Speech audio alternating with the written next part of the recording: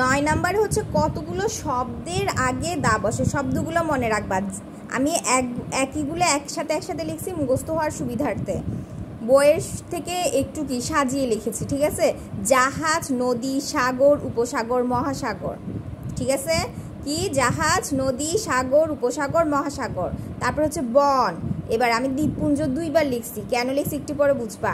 পর্বতশ্রেণী 2বার লিখছি, বন, দ্বীপপুঞ্জ, দ্বীপপুঞ্জ, পর্বতশ্রেণী, পর্বতশ্রেণী। এদের পূর্বে কি বসে? দা বসে। যেমন জাহাজ, দ্য টাইটানিক, নদী, দ্য পদ্মা, সাগর, দ্য বে অফ বেঙ্গল অর্থ বঙ্গোপসাগর, মহাসাগর, দ্য আটলান্টিক, আটলান্টিক মহাসাগর, বন, দ্য সুন্দর বন।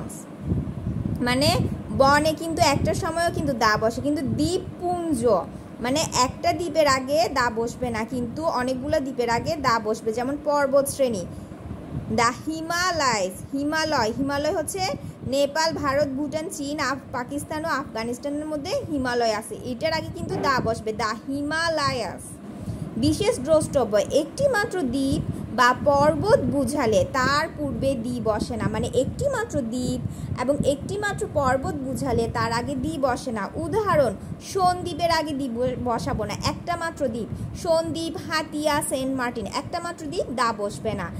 মাউন্ট এভারেস্ট একটা মাত্র কি পর্বত, এটি হিমালয় পর্বতমালার মধ্যে একটা পর্বত, যেটা বিশ্বের সর্বোচ্চ পর্বত শৃঙ্গ, এর আগে কি বসবে না? দা বসবে না। কিন্তু যখন পর্বত শ্রেণী, হিমালয়ের আগে দা বসবে, কিন্তু মাউন্ট এভারেস্টের আগে দা বসবে না। বুঝতে পারছো কেন? তাহলে আবার বলি, জাহাজ, নদী, সাগর, উপসাগর, মহাসাগর, বন, দ্বীপপুঞ্জ, পর্বত শ্রেণী নামের পূর্বে দা বসবে। উদাহরণগুলা দেখে নিবা, ঠিক আছে। পৃথিবীতে যেসব বস্তু মাত্র একটা আছে, পৃথিবীতে যেসব বস্তু মাত্র একটা আছে, যেমন আকাশ, দ্য স্কাই, পৃথিবী, দ্য আর্থ, সূর্য, দ্য সান, চাঁদ, the moon, the pole star, এটা হচ্ছে ধ্রুব তারা বা উত্তর। তারপর হচ্ছে পূর্ব, পশ্চিম, উত্তর, দক্ষিণ, চারদিকের চারটা দিক। পূর্ব English the east, Paschim the West, উত্তর দ্য নর্থ, দক্ষিণ দ্য সাউথ। এগুলার আগে কি বসে? দা বসে। এইগুলা কি পৃথিবীতে যেসব বস্তু মাত্র একটা থাকে ওদের আগে কি বসে? দা বসে, ঠিক আছে। 11 নাম্বার মুখস্থ করবা, ম্যাটেরিয়াল নাউনের পূর্বে দা বসে না। ম্যাটেরিয়াল নাউন এর পূর্বে দা বসে না, তবে কোনো নির্দিষ্ট স্থানের বা নির্দিষ্ট প্রকারের পদার্থ বুঝাইলে কি বসে? সেই নির্দিষ্ট স্থান বা নির্দিষ্ট প্রকারের পদার্থের আগে দা বসে। যেমন the perfume of Saudi Arabia is famous, মানে এই পারফিউম সৌদি আরবের নির্দিষ্ট একটা পারফিউম, কি একটা নির্দিষ্ট জায়গা, ঠিক না? সৌদি আরবের পারফিউমের আগে দা বসছে। কিন্তু আমরা যদি শুধু পারফিউম বলতাম, শুধু কি ওটা একটা পদার্থ হইতো, ম্যাটেরিয়াল নাউন হইতো, তাহলে কিন্তু দা বসতো না।